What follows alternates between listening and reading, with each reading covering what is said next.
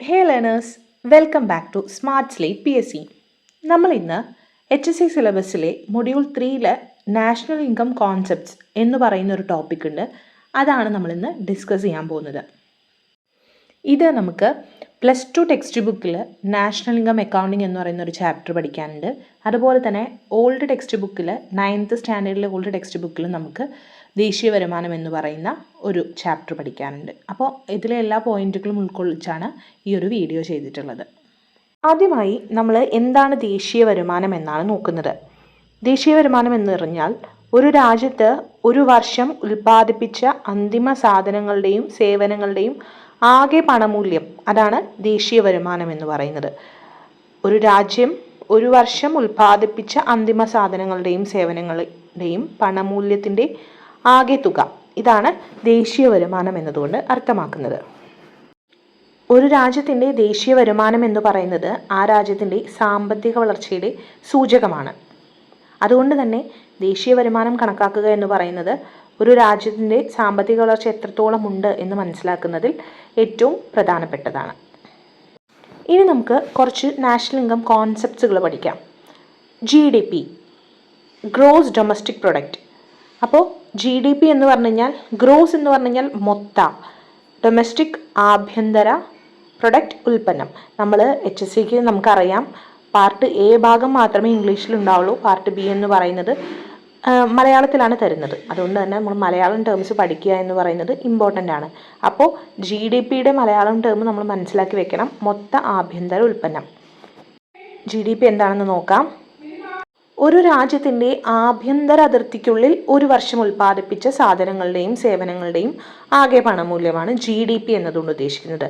ഈ ഒരു കോൺസെപ്റ്റിൽ നമ്മൾ മനസ്സിലാക്കേണ്ടത് ചില ഇമ്പോർട്ടൻ്റ് ആയിട്ടുള്ളൊരു ടേം അതിൽ പറയുന്നുണ്ട്, ആഭ്യന്തര അതിർത്തിക്കുള്ളിൽ എന്നുള്ളത്.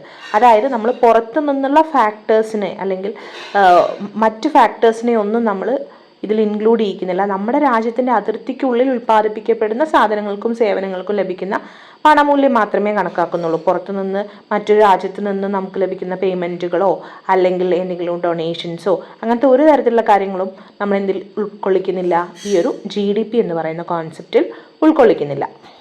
നെക്സ്റ്റ് കോൺസെപ്റ്റാണ് GNP, ഗ്രോസ് നാഷണൽ പ്രൊഡക്റ്റ്.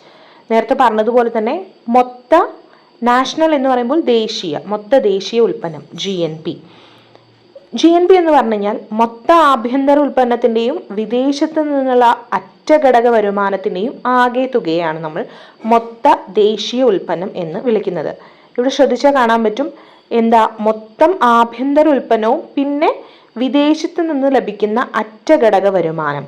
ഈ അറ്റഘടക വരുമാനം എന്ന് പറഞ്ഞാൽ എന്താണ്? Net factor income from abroad അല്ലെങ്കിൽ അറ്റഘടക വരുമാനം. അതായത് നമ്മുടെ രാജ്യത്തുള്ള ഒരു വ്യക്തി മറ്റൊരു വിദേശ രാജ്യത്ത് പോയി ജോലി ചെയ്യുന്നുണ്ടെന്ന് കരുതാം. അപ്പോൾ ആ രാജ്യത്ത് ആ പൗരന്, അതായത് നമ്മുടെ ഇന്ത്യൻ പൗരന് ലഭിക്കുന്ന വരുമാനം ഉണ്ടായിരിക്കും. അത് എന്ത് ചെയ്യും? നമ്മുടെ നാട്ടിലേക്ക് അയക്കും, ഇല്ലേ? അതുപോലെ നമ്മുടെ രാജ്യത്തും എന്തുണ്ടായിരിക്കും? വിദേശ പൗരന്മാരുണ്ടായിരിക്കും.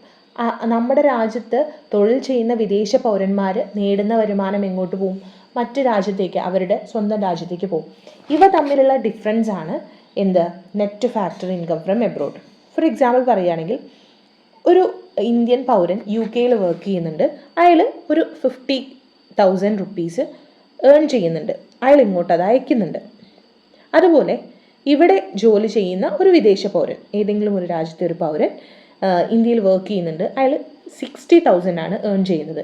അപ്പോൾ അയാൾ എന്ത് ചെയ്യുന്നുണ്ട്? ഈ ഒരു 60,000 അങ്ങോട്ട് അയക്കുന്നുണ്ട്. അപ്പോൾ ഇവ തമ്മിലുള്ള ഈ ഒരു ഡിഫറൻസ് എത്രയാണ്? ഈ ഒരു 10,000 റുപ്പീസ്. ഈ ഒരു ഡിഫറൻസ് ആണ് net factor income from abroad എന്ന് പറയുന്നത്. ഈ ഒരു നെറ്റ് ഫാക്ടർ ഇൻകം ഫ്രം എബ്രോഡിൻ്റെ കൂടെ നമ്മുടെ രാജ്യാതിർത്തിക്ക് ഉള്ളിൽ ഉൽപ്പാദിപ്പിക്കപ്പെടുന്ന സാധനങ്ങളുടെയും സേവനങ്ങളുടെയും പണമൂല്യമായിട്ടുള്ള GDP കൂട്ടുമ്പോഴാണ് എന്ത് ചെയ്യുന്നത്? GNP കിട്ടുന്നത്. Next concept net national product ആണ്. നെറ്റ് എന്ന് പറഞ്ഞു കഴിഞ്ഞാൽ നമ്മൾ അറ്റ എന്നാണ് അതിൻ്റെ മലയാള വേർഡ്. അറ്റ ദേശീയ ഉൽപ്പന്നം, NNP. അതായത് ഒരു രാജ്യത്ത് ഒരു വർഷം ഉൽപ്പാദിപ്പിച്ച എല്ലാ അന്തിമ സാധനങ്ങളുടെയും സേവനങ്ങളുടെയും ആകെ പണാത്മക മൂല്യത്തിൽ നിന്നും തേയ്മാനം കുറച്ചതാണ് നെറ്റ് നാഷണൽ പ്രൊഡക്റ്റ് എന്ന് പറയുന്നത്. ഒറ്റ കാര്യമേ ഉള്ളൂ, നേരത്തെ നമ്മൾ GDP കണക്കാക്കിയല്ലോ, അല്ലെങ്കിൽ GDP എന്താണെന്ന് പറഞ്ഞല്ലോ, ഒരു രാജ്യാതിർത്തിക്കുള്ളിൽ ഉൽപ്പാദിപ്പിക്കപ്പെടുന്ന സാധനങ്ങളുടെയും സേവനങ്ങളുടെയും പണമൂല്യം. അതിൻ്റെ കൂടെ എന്ത് കുറയ്ക്കണം? അതിൽ നിന്നും തേയ്മാനം കുറയ്ക്കുമ്പോഴാണ് എന്ത് കിട്ടുക? നെറ്റ് നാഷണൽ പ്രൊഡക്റ്റ് എന്ന് കിട്ടുക.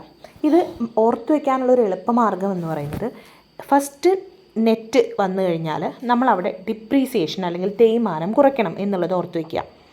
അതുപോലെ തന്നെ ആ എന്നിൻ്റെ സ്ഥാനത്ത് നമ്മൾ G കൊടുക്കുക. അപ്പോൾ GNP മൈനസ് ഡിപ്രീസിയേഷനാണ് എന്ത്?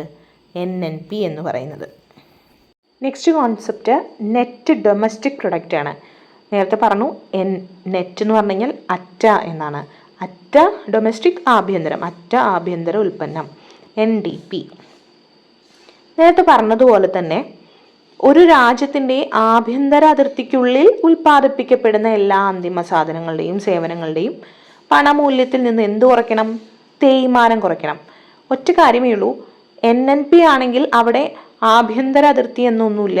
ഒരു രാജ്യത്ത് ഉൽപ്പാദിപ്പിക്കപ്പെടുന്ന എല്ലാ സാധനങ്ങൾക്കും സേവനങ്ങൾക്കും ലഭിക്കുന്ന പണമൂല്യം, അതിൽ നിന്ന് തേയ്മാനം കുറച്ചാൽ മതി. NDP എന്ന് പറഞ്ഞു കഴിഞ്ഞാൽ എന്താണ് പ്രത്യേകത? ഇവിടെ ഡൊമസ്റ്റിക് ആണ്. ആഭ്യന്തര അതിർത്തിക്ക് ഉള്ളിൽ ഉൽപ്പാദിപ്പിക്കപ്പെടുന്ന സാധനങ്ങളും സേവനങ്ങളുടെയും പണമൂല്യമാണ്. അതിൽ നിന്നും എന്ത് കുറയ്ക്കണം എന്നാണ് പറഞ്ഞത്? തേയ്മാനം കുറയ്ക്കണം. ഇക്വേഷൻ നോക്കുകയാണെങ്കിൽ NDP is equal to N first വന്നു, അപ്പോൾ നമ്മൾ എന്ത് ചെയ്യണം? ഡിപ്രീസിയേഷൻ കുറയ്ക്കണം. ആ എന്നിൻ്റെ സ്ഥാനത്ത് G കൊടുക്കുക. അപ്പോൾ GDP മൈനസ് ഡിപ്രീസിയേഷനാണ് NDP. Next topic transfer payment. എന്താണ് ഈ ട്രാൻസ്ഫർ പേയ്മെൻറ്റ്? മാറ്റ അടവുകൾ. ട്രാൻസ്ഫർ പേയ്മെൻറ്റ് എന്ന് പറഞ്ഞു കഴിഞ്ഞാൽ തിരിച്ച് ഒരു സേവനവും പ്രതീക്ഷിക്കാതെ ഏകപക്ഷീയമായി നടത്തുന്ന അടവുകളെയാണ് നമ്മൾ ട്രാൻസ്ഫർ പേയ്മെൻറ്റുകൾ എന്ന് പറയുന്നത്. അതായത് ഒരു സ്ഥാപനമോ ഒരു വ്യക്തിയോ ഗവൺമെൻറ്റോ മറ്റൊരു സ്ഥാപനത്തിനോ മറ്റൊരു വ്യക്തിക്കോ അല്ലെങ്കിൽ ഗവൺമെൻറ്റിന് തന്നെ എന്ത് ചെയ്യുന്നു? പ്രത്യേകിച്ച് സാധന സേവനങ്ങളൊന്നും കൈമാറ്റം ചെയ്യാതെ തന്നെ പേയ്മെൻറ്റുകൾ നടത്തുക. അതിനെയാണ് എന്ത് പറയുന്നത്? ട്രാൻസ്ഫർ പേയ്മെൻറ്റ് എന്ന് പറയുന്നത്. ഉദാഹരണമായി പറയുകയാണെങ്കിൽ പെൻഷൻ, അതേപോലെ സ്കോളർഷിപ്പുകൾ, ഡൊണേഷൻസ്, ഇതൊക്കെ എന്താണ്? ട്രാൻസ്ഫർ പേയ്മെൻറ്റുകളാണ്. തിരിച്ചവർ ഒരു റിട്ടേണും പ്രതീക്ഷിക്കുന്നില്ല. ഒരു വൺ വേ ആയിട്ടുള്ള ഒരു പേയ്മെൻറ്റ് മാത്രമാണ് എന്ത്?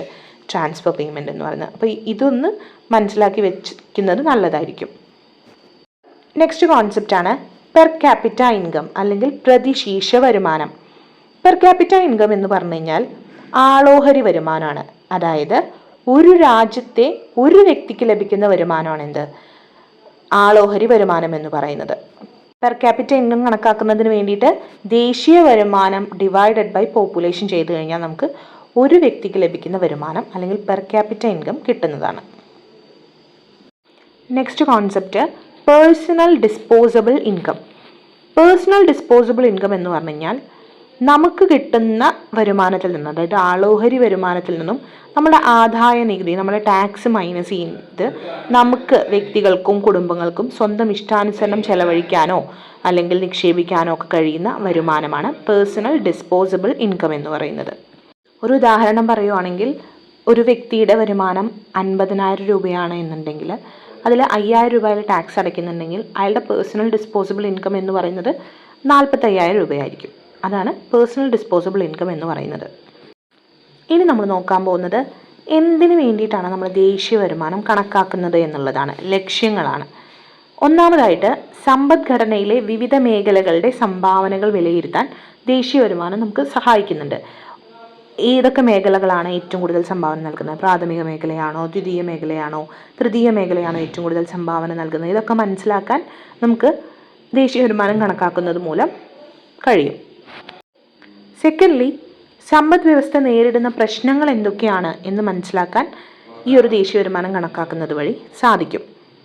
മൂന്നാമതായിട്ട് ഗവൺമെൻറ്റിന് വിവിധ പദ്ധതികൾ ആസൂത്രണം ചെയ്യാനും അത് നടപ്പിലാക്കാനും ദേശീയ വരുമാനം കണക്കാക്കുന്നതിലൂടെ സാധിക്കും. ഫൈനലി, ഉൽപാദനം, വിതരണം, ഉപഭോഗം, ഈ സാമ്പത്തിക പ്രവർത്തനങ്ങളൊക്കെയാണ് ഒരു സമ്പദ് വ്യവസ്ഥയിൽ നടക്കുന്നത്.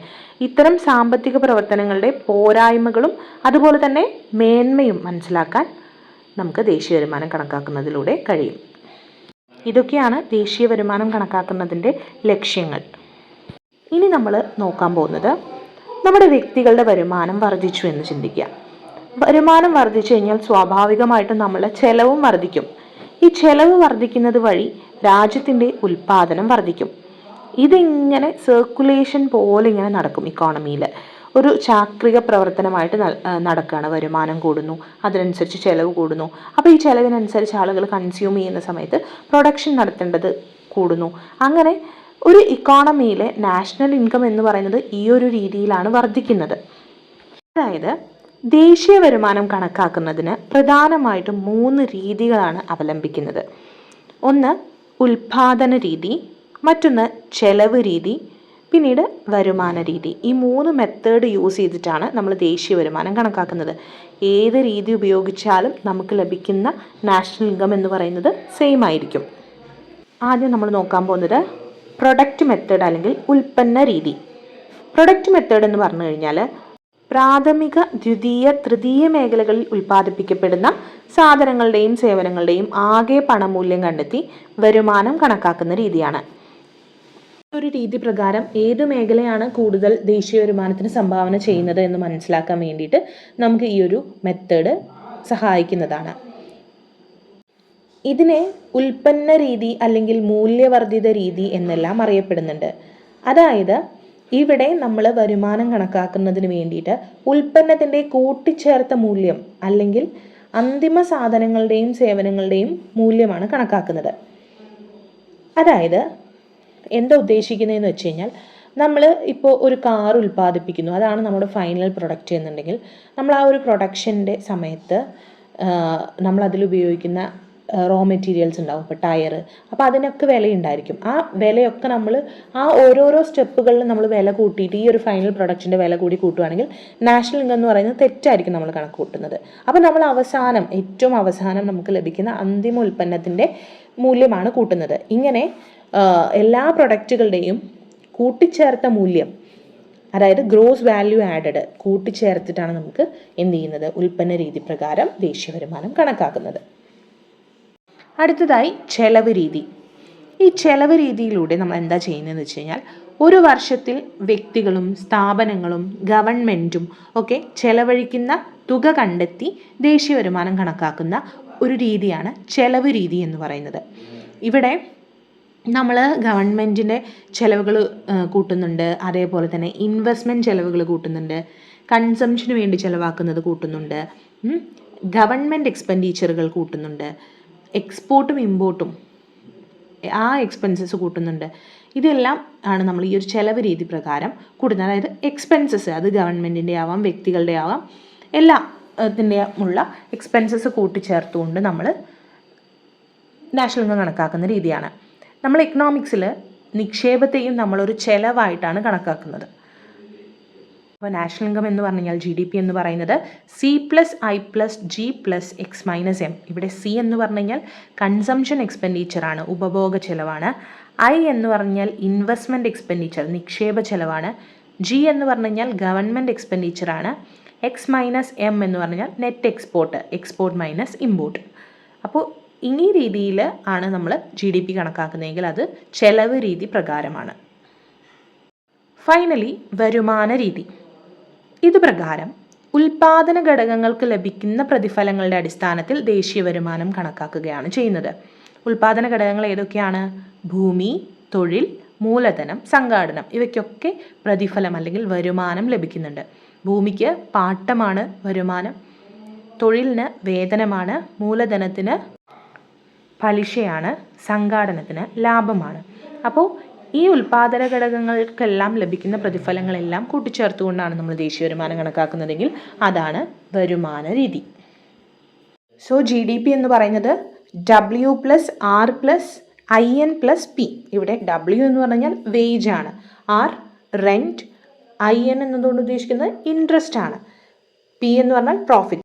അതായത് ഉൽപാദന ഘടകങ്ങൾക്കുള്ള പ്രതിഫലങ്ങളാണ് ഉദ്ദേശിക്കുന്നത്. നെക്സ്റ്റ് നമ്മൾ നോക്കാൻ പോകുന്നത് നോമിനൽ GDP. അതായത് നോമിനൽ GDP അല്ലെങ്കിൽ നാമമാത്ര GDP എന്ന് പറയുന്നത് നമ്മൾ ഏത് വർഷത്തെ GDP ആണോ കണക്കാക്കുന്നത് ആ വർഷത്തെ വിലയുടെ അടിസ്ഥാനത്തിൽ, അതായത് കറൻറ്റ് പ്രൈസസ് എന്ന് പറയും, അതിൻ്റെ അടിസ്ഥാനത്തിൽ നമ്മൾ GDP കണക്കാക്കുകയാണെങ്കിൽ അതിനെ നോമിനൽ GDP എന്നാണ് പറയുന്നത്. ക്യാപിറ്റൽ ലെറ്റർ GDP എന്നാണ് നമ്മൾ അതിനെ സൂചിപ്പിക്കുന്നത്. ഉദാഹരണം പറയുകയാണെങ്കിൽ 2023-24 GDP ആണ് കണക്കാക്കുന്നതെങ്കിൽ നമ്മൾ ആ വർഷത്തെ സാധനങ്ങളുടെയും സേവനങ്ങളുടെയും വില വെച്ചിട്ടാണ് നമ്മൾ ദേശീയ വരുമാനം കണക്കാക്കുക. അതാണ് നോമിനൽ GDP. അടുത്തതായിട്ട് റിയൽ GDP അല്ലെങ്കിൽ യഥാർത്ഥ GDP. അതായത് പണപ്പെരുപ്പം മൂലം GDP നിർണ്ണയിക്കുന്നതിലെ അപാകത പരിഹരിക്കുന്നതിന് വേണ്ടിയിട്ട് നമ്മൾ ഏതെങ്കിലും ഒരു വർഷത്തെ അടിസ്ഥാന വർഷമായി അല്ലെങ്കിൽ ബേസ് ഇയറായി കണക്കാക്കിക്കൊണ്ട് ആ വർഷത്തെ സാധനങ്ങളുടെയും സേവനങ്ങളുടെയും വിലയുടെ അടിസ്ഥാനത്തിൽ നമ്മൾ GDP കണക്കാക്കുന്ന രീതിയാണ് യഥാർത്ഥ GDP അല്ലെങ്കിൽ റിയൽ GDP എന്ന് പറയുന്നത്. ഇവിടെ നമ്മൾ പണപ്പെരുപ്പം ഇതിനെ എഫക്റ്റ് ചെയ്യാതിരിക്കാൻ വേണ്ടിയിട്ടാണ്, ദേശീയ വരുമാനത്തെ എഫക്റ്റ് ചെയ്യാതിരിക്കാൻ വേണ്ടിയിട്ടാണ് നമ്മൾ എന്ത് ചെയ്യുന്നത്, ഈ ഒരു യഥാർത്ഥ GDP കണക്കാക്കുന്നത്. ഇവിടെ നമ്മൾ ഏത് വർഷത്തെ GDP ആണോ കണക്കാക്കുന്നത് ആ വർഷത്തെ വിലയല്ല എടുക്കുന്നത്, അടിസ്ഥാന വർഷത്തെ വിലയാണ്, അതായത് ഒരു ബേസ് ഇയർ പ്രൈസ്, കോൺസ്റ്റൻറ്റ് പ്രൈസിനനുസരിച്ച് GDP കണക്കാക്കുന്നത്. അതാണ് റിയൽ GDP. ഇതിനെ സ്മോൾ ലെറ്റർ GDP എന്നാണ് സൂചിപ്പിക്കുന്നത്. Next GDP deflator. ഇപ്പോൾ നമ്മൾ റിയൽ GDPയും നോമിനൽ GDPയും പഠിച്ചല്ലോ. ഈ നോമിനൽ GDPയും റിയൽ GDPയുടെയും റേഷ്യോ അല്ലെങ്കിൽ അനുപാതത്തെയാണ് നമ്മൾ GDP ഡിഫ്ലേറ്റർ എന്ന് പറയുന്നത്. അതായത് GDP deflator equal to nominal GDP divided by real GDP into 100. ഇവ തമ്മിലുള്ള അനുപാതത്തെയാണ് നമ്മൾ എന്ത് പറയുക, GDP ഡിഫ്ലേറ്റർ എന്ന് പറയുന്നത്. അടുത്തതായിട്ട് നമ്മൾ നോക്കാൻ പോകുന്നത് സെൻട്രൽ സ്റ്റാറ്റിസ്റ്റിക്കൽ ഓഫീസ്. അതായത് ഇന്ത്യയിൽ ദേശീയ വരുമാനം കണക്കാക്കുന്നതിനുള്ള ഗവൺമെൻറ് ഏജൻസിയാണ് സെൻട്രൽ സ്റ്റാറ്റിസ്റ്റിക്കൽ ഓഫീസ് എന്ന് പറയുന്നത്. 1951 മെയ് 2 സെൻട്രൽ സ്റ്റാറ്റിസ്റ്റിക്കൽ ഓഫീസ് രൂപീകൃതമായത്. മുൻപറിയപ്പെട്ടിരുന്നത് സെൻട്രൽ സ്റ്റാറ്റിസ്റ്റിക്കൽ ഓർഗനൈസേഷൻ എന്നുള്ള പേരിലാണ്. ഈ ഒരു സെൻട്രൽ സ്റ്റാറ്റിസ്റ്റിക്കൽ ഓഫീസാണ് ഗവൺമെൻറ്റിൻ്റെ ആസൂത്രണ വികസന പ്രവർത്തനങ്ങൾക്ക് വേണ്ടിയിട്ട് കണക്കെടുപ്പ് നടത്തുന്നത്. മറ്റൊന്ന് നാഷണൽ ഇൻകം കമ്മിറ്റി അല്ലെങ്കിൽ ദേശീയ വരുമാന കമ്മിറ്റിയാണ്. സ്വതന്ത്ര ഇന്ത്യയിലെ ആദ്യത്തെ ദേശീയ വരുമാന കമ്മിറ്റി രൂപീകൃതമാകുന്നത് 1949 ഓഗസ്റ്റ് 4 അതാണ് നാഷണൽ ഇൻകം കമ്മിറ്റി എന്ന് പറയുന്നത്. ഈ ദേശീയ വരുമാന കമ്മിറ്റിയിലെ അംഗങ്ങൾ എന്ന് പറയുന്നത് PC Mahalanobis, professor DR Gadgil, professor VKRV Rao എന്നിവരായിരുന്നു ഈ ഒരു 1949 രൂപീകൃതമായിട്ടുള്ള ദേശീയ വരുമാന കമ്മിറ്റിയിലെ മെമ്പേഴ്സ് എന്ന് പറയുന്നത്. പിന്നെ നമുക്കറിയാവുന്ന കാര്യമാണ്, ഇന്ത്യയിൽ ആദ്യമായി ദേശീയ വരുമാനം ശാസ്ത്രീയമായി കണക്കാക്കിയത് VKRV റാവു ആണ്. 1931 VKRV റാവു ആണ്. എന്നാൽ ഇന്ത്യയിൽ ദേശീയ വരുമാനവും പ്രതിശീർഷ വരുമാനവും ആദ്യമായി കണക്കാക്കിയ വ്യക്തി ദാദാഭായ് നവറോജി. ഇനി നമുക്ക് ഓരോ സെക്ടേഴ്സിൻ്റെയും നാഷണൽ ഇൻകത്തിലേക്കുള്ള കോൺട്രിബ്യൂഷൻസ് എങ്ങനെയാണെന്ന് നോക്കാം. ഇത് നമ്മുടെ ടെക്സ്റ്റ് ബുക്കിൽ 9th സ്റ്റാൻഡേർഡിലെ ടെക്സ്റ്റ് ബുക്കിൽ തന്നിട്ടുള്ളൊരു ഡാറ്റയാണ്. ഇത് നോക്കുകയാണെങ്കിൽ നമുക്ക് മനസ്സിലാവുന്നതാണ്, പ്രാഥമിക മേഖലയിലെ കോൺട്രിബ്യൂഷൻ എന്ന് പറയുന്നത് കുറഞ്ഞു വരികയാണ് ചെയ്തിട്ടുള്ളത്. ദ്വിതീയ മേഖലയ്ക്കാണെങ്കിൽ കുറയുന്നുണ്ട്, പക്ഷെ അങ്ങനെ വലിയൊരു രീതിയിലുള്ള ചേഞ്ചസ് ഒന്നും നടക്കുന്നില്ല. തൃതീയ മേഖലയിൽ എന്ന് പറഞ്ഞു കഴിഞ്ഞാൽ കോൺട്രിബ്യൂഷൻ എന്ന് പറയുന്നത് കൂടി വരികയാണ് ചെയ്യുന്നത്. അതായത് നാഷണൽ ഇൻകം, ഇന്ത്യൻ നാഷണൽ ഇൻകത്തിൽ പ്രാഥമിക, ദ്വിതീയ, തൃതീയ മേഖലകളിൽ ഏറ്റവും കൂടുതൽ കോൺട്രിബ്യൂട്ട് ചെയ്യുന്നത് സേവന മേഖലയും ഏറ്റവും കുറവ് പ്രാഥമിക മേഖലയുമാണെന്ന് നമുക്ക് ഈ ഒരു ടേബിളിലൂടെ മനസ്സിലാക്കാൻ പറ്റും. ഇനി നമ്മൾ നോക്കുന്നത് ദേശീയ വരുമാനം കണക്കാക്കുമ്പോൾ ഉണ്ടാകുന്ന ബുദ്ധിമുട്ടുകൾ അല്ലെങ്കിൽ പ്രശ്നങ്ങൾ എന്തൊക്കെയാണ് എന്നുള്ളതാണ്. ഒന്നാമതായിട്ട് വിശ്വാസയോഗ്യമായ സ്ഥിതിവിവര കണക്കിൻ്റെ അഭാവം. അതായത് നമുക്ക് തന്നെ ചിന്തിച്ചാൽ മനസ്സിലാവും. ഇപ്പോൾ നമ്മുടെ വീട്ടിൽ ഒരാൾ സർവേ ചെയ്യാൻ വരികയാണ്. അപ്പോൾ നമ്മുടെ വരുമാനവും കാര്യങ്ങളൊക്കെ ചോദിക്കുന്ന സമയത്ത് ആളുകൾക്ക് പേടിയായിരിക്കും. കറക്റ്റായിട്ട് ഇൻകത്തെക്കുറിച്ചുള്ള വിവരങ്ങളൊക്കെ കൊടുത്തു കഴിഞ്ഞാൽ നമുക്ക് കിട്ടുന്ന എന്തെങ്കിലും ആനുകൂല്യങ്ങൾ നഷ്ടപ്പെടുമോ, കുറയുമോ, അങ്ങനെയുള്ള ഭയങ്ങളൊക്കെ ഉണ്ടാവും. അപ്പോൾ ആളുകൾ തെറ്റായ വിവരങ്ങൾ കൊടുക്കാനുള്ള സാധ്യതയുണ്ട്. ഉള്ള വരുമാനം കുറച്ചുകൊണ്ടൊക്കെ കൊടുക്കാനുള്ള സാധ്യതയുണ്ട്. അപ്പോൾ ഇതൊക്കെ എന്താണ്, ഒരു റിലയബിൾ ആയിട്ടുള്ള ഡാറ്റയെ അല്ലെങ്കിൽ ഒരു റിലയബിൾ ഡാറ്റ കിട്ടുന്നതിനെയാണ് തടസ്സപ്പെടുത്തുന്നത്. അപ്പോൾ അതാണ് ഒന്നാമത്തെ പോരായ്മ അല്ലെങ്കിൽ പ്രശ്നം എന്ന് പറയുന്നത്. മറ്റൊന്നാണ് ഡബിൾ കൗണ്ടിങ്, ഇരട്ട ഗുണനം. അതായത് ഒരു പ്രൊഡക്റ്റിൻ്റെ വാല്യൂ ഒന്നിൽ കൂടുതൽ തവണ കൂട്ടുക. അതായത് നമ്മൾ ഒരു കാറാണ് ഉൽപ്പാദിപ്പിക്കുന്നതെന്ന് വിചാരിക്കുക. ഫൈനൽ പ്രൊഡക്റ്റ് കാറാണ്. നമ്മൾ ഈ ഒരു ഫൈനൽ പ്രൊഡക്റ്റിന് ഒരു പ്രൈസ് ഇട്ടിട്ടുണ്ടാവും. ഈ ഒരു പ്രൈസ് എന്ന് പറയുന്നത് അതിൽ ചിലവായിട്ടുള്ള എല്ലാ കോസ്റ്റുകളും പിന്നെ പ്രോഫിറ്റും എല്ലാം ആഡ് ചെയ്തിട്ടുള്ള ഒരു വിലയായിരിക്കും. ഈ ഡബിൾ കൗണ്ടിങ്ങിൽ നമ്മൾ ഓരോ സ്റ്റേജസ് ഓഫ് പ്രൊഡക്ഷനിലും, അതായത് നമ്മൾ ഓരോ റോ മെറ്റീരിയൽസ് യൂസ് ചെയ്യുമ്പോഴും ഒക്കെ അതിൻ്റെ വാല്യൂ ഒക്കെ കൂട്ടിയിട്ടാണ് നമ്മൾ ഈ ഒരു അവസാനം പിന്നെ ഈ ഒരു ഫൈനൽ വാല്യൂ, അങ്ങനെ ഈ ഒരു ഫൈനൽ പ്രൊഡക്റ്റിൻ്റെ വാല്യൂ, അങ്ങനെ ഓരോ സ്റ്റേജസിലും കൂട്ടി കൂട്ടി വരുന്ന സമയത്ത് ചിലപ്പോൾ നമ്മൾ ടയറിൻ്റെ വാല്യൂ ഇവിടെ കൂട്ടിയിട്ടുണ്ടായിരിക്കും, പിന്നെ നമ്മൾ വീണ്ടും ഫൈനൽ കോസ്റ്റിൽ വീണ്ടും കൂട്ടിയിട്ടുണ്ടായിരിക്കും, ആ ഒരു കാറിൻ്റെ വാല്യൂവിൽ ഈ ഒരു ഇത് കൂട്ടിയിട്ടുണ്ടാവും. അങ്ങനെ 2 പ്രാവശ്യം കൂട്ടുന്ന പ്രശ്നം വരും. അപ്പോൾ അതാണ് ഇരട്ട ഗുണനം അല്ലെങ്കിൽ ഡബിൾ കൗണ്ടിങ് എന്നതുകൊണ്ട് ഉദ്ദേശിക്കുന്നത്. തേർഡ്ലി, വീട്ടമ്മമാരുടെ ഗാർഹിക ജോലി കണക്കാക്കുന്നില്ല. നമുക്ക് ഏതെങ്കിലും വീടുകളിൽ വീട്ടമ്മമാർ ചെയ്യുന്ന ജോലിക്ക് കൂലി കൊടുക്കുന്നുണ്ടോ? ഇല്ല. അത് അവരുടെ ഒരു സർവീസ് പോലെ ഇങ്ങനെ ചെയ്തു പോവുകയാണ് അല്ലേ. അതെന്താണ്? അതൊരു നാഷണൽ ഇൻകത്തിലോ ഒന്നും എന്തിലും നമ്മൾ കൂട്ടിച്ചേർക്കുന്നില്ല. അപ്പോൾ അതൊരു പ്രശ്നമാണ്. അടുത്തതായിട്ട്, സ്വന്തം ഉപഭോഗത്തിന് വേണ്ടി മാത്രം ഉൽപ്പാദിപ്പിക്കപ്പെടുന്ന വസ്തുക്കൾ ദേശീയ വരുമാനത്തിൽ കണക്കുകൂട്ടാറില്ല. ഒരു ഉദാഹരണം പറയുവാണെങ്കിൽ, നമ്മളൊക്കെ വീടുകളിൽ പച്ചക്കറി തോട്ടം നടാം, നമ്മുടെ ആവശ്യത്തിനുള്ള പച്ചക്കറികളൊക്കെ വീട്ടിൽ നടും. അപ്പോൾ അത് എന്തിൽ കൂട്ടില്ല, നമ്മളതൊരു ഉൽപ്പാദനമായിട്ടോ ഒന്നും നമ്മൾ അത് കണക്കാക്കില്ല. അങ്ങനെ സ്വന്തം ഉപഭോഗത്തിന് വേണ്ടി മാത്രം ഉൽപ്പാദിപ്പിക്കപ്പെടുന്ന വസ്തുക്കൾ അല്ലെങ്കിൽ അതിൽ നിന്ന് കിട്ടുന്ന വരുമാനം നമ്മൾ ദേശീയ വരുമാനത്തിൽ ഉൾക്കൊള്ളിക്കാറില്ല. മറ്റൊരു പ്രശ്നം എന്ന് പറഞ്ഞു കഴിഞ്ഞാൽ ജനങ്ങളുടെ നിരക്ഷരതയും അറിവില്ലായ്മയും. ആളുകൾക്ക് ഈ ഒരു നാഷണൽ ഇൻകം കണക്കാക്കുന്നതിൻ്റെ ആവശ്യകതയോ അതിൻ്റേതായിട്ടുള്ള റിലയബിൾ ആയിട്ടുള്ള ഡാറ്റ കൊടുക്കേണ്ടതിൻ്റെ ആവശ്യകതയോ അല്ലെങ്കിൽ അവരിതൊന്നും കറക്റ്റായിട്ടൊക്കെ കണക്ക് കൂട്ടി വെക്കുകയോ കാര്യങ്ങളൊന്നും ചെയ്യില്ല അല്ലേ. അപ്പോൾ ആളുകൾക്കിടയിൽ ഇതിനെക്കുറിച്ചുള്ള അറിവില്ലായ്മ അതുപോലെ തന്നെ നിരക്ഷരത ഒക്കെ ഈ ഒരു നാഷണൽ ഇൻകം കാൽക്കുലേഷനിൽ പ്രശ്നങ്ങൾ ഉണ്ടാക്കും. നെക്സ്റ്റ്, സേവനങ്ങളുടെ പണമൂല്യം കണക്കാക്കുന്നതിനുള്ള പ്രായോഗിക ബുദ്ധിമുട്ട്. നമുക്ക് എല്ലാ സേവനങ്ങൾക്കും നമുക്ക് അതിനൊരു വാല്യൂ ഇട്ട് പറയാനായിട്ട് സാധിക്കില്ല അല്ലേ. ഇപ്പം നമ്മളുടെ പാരൻസ് ചെയ്യുന്ന കാര്യങ്ങളാണെങ്കിൽ അല്ലെങ്കിൽ മറ്റെന്തെങ്കിലും സേവനപരമായിട്ടുള്ള കാര്യങ്ങൾ നമുക്ക് എന്ത് ചെയ്യാൻ പറ്റില്ല, എല്ലാത്തിനും ഒരു പണമൂല്യം ഇട്ടുകൊണ്ട് നമുക്ക് അതിനെ പറയാൻ പറ്റില്ല. അപ്പോൾ ഇങ്ങനെ സേവനങ്ങളുടെ പണമൂല്യം കണക്കാക്കുന്നതിലുള്ള പ്രായോഗികമായിട്ടുള്ള ബുദ്ധിമുട്ട് മറ്റൊരു പ്രശ്നമാണ്. ഫൈനലി, ഉപഭോക്താക്കൾ അവരുടെ ചിലവ് കൃത്യമായി രേഖപ്പെടുത്തി സൂക്ഷിക്കാറില്ല. നമ്മളൊക്കെ കൺസ്യൂം ചെയ്യുന്നുണ്ടെങ്കിലും കറക്റ്റായിട്ട് എത്ര നമ്മളുടെ കണക്കുകളും കാര്യങ്ങളും ചിലവുകളൊന്നും കറക്റ്റായിട്ട് രേഖപ്പെടുത്തിക്കൊള്ളണം എന്നില്ല. അപ്പോൾ ഇതും ആളുകൾക്കിടയിൽ ഈ ഒരു കൃത്യമായി ചിലവുകൾ രേഖപ്പെടുത്താതിരിക്കുന്നതും നാഷണൽ ഇൻകം കാൽക്കുലേഷന് ഒരു പ്രശ്നമായിട്ട് വരുന്നുണ്ട്. ഇതൊക്കെയാണ് ദേശീയ വരുമാനം കണക്കാക്കുന്നതിലെ പ്രശ്നങ്ങൾ എന്ന് പറയുന്നത്. നെക്സ്റ്റ് നമുക്ക് 2 പ്രീവിയസ് ക്വസ്റ്റ്യൻസ് നോക്കാം. ക്വസ്റ്റ്യൻ 1, ദേശീയ വരുമാനം കണ്ടുപിടിക്കുന്നതിനുള്ള രീതികളിൽ ഉൾപ്പെടാത്തത്. നമ്മളിപ്പോൾ പഠിച്ചു കഴിഞ്ഞു. പ്രധാനമായിട്ടും 3 രീതികളാണ് ദേശീയ വരുമാനം കണക്കാക്കുന്നതിന്: ഉൽപാദന രീതി, ചെലവ് രീതി, വരുമാന രീതി. അപ്പോൾ ഇവിടെ ആൻസർ ഓപ്ഷൻ ബി, സേവന രീതി.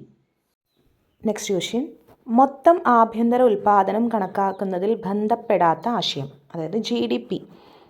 ഓപ്ഷൻ എ സാമ്പത്തിക വർഷം, ഓപ്ഷൻ ബി ആഭ്യന്തര അതിർത്തി, ഓപ്ഷൻ സി ഇന്ത്യക്കകത്തുള്ളവരുടെ സേവന മൂല്യം, ഓപ്ഷൻ ഡി ഇന്ത്യക്ക് പുറത്തുള്ളവരുടെ സേവന മൂല്യം.